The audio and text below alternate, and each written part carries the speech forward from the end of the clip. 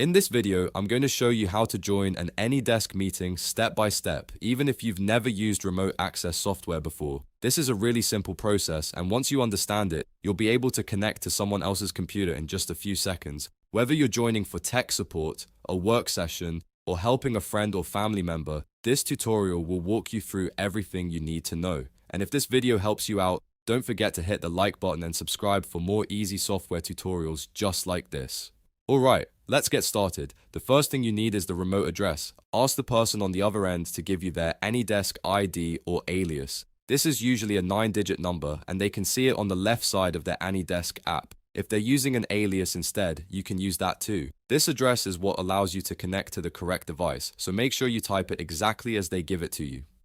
Once you have the ID or alias, open the AnyDesk app on your device. If you haven't installed it yet, make sure to download and set it up first. When the app opens, look at the top of the window for the remote desk bar. This is where you enter the address of the person you want to connect to.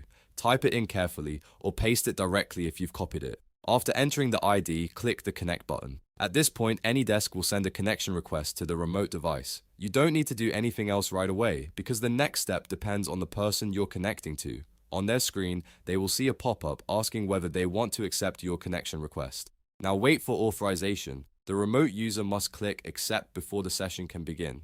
This is an important security step because it ensures that no one can access a device without permission. Once they approve the request, their desktop will appear on your screen, and you'll be able to view and control it depending on the permissions they allow. If everything is set up correctly, you can now start using the remote session. You may be able to move their mouse, open files, adjust settings, or help with whatever task you're working on together. Just remember to use remote access responsibly and only connect to devices you have permission to access. And that's it. You've now learned how to join an AnyDesk meeting using the remote address, the connect button, and the authorization prompt. It only takes a few steps once you know where everything is. If this tutorial helped you, please give it a like, subscribe for more helpful guides, and turn on notifications so you don't miss the next one. Thanks for watching, and I'll see you in the next video.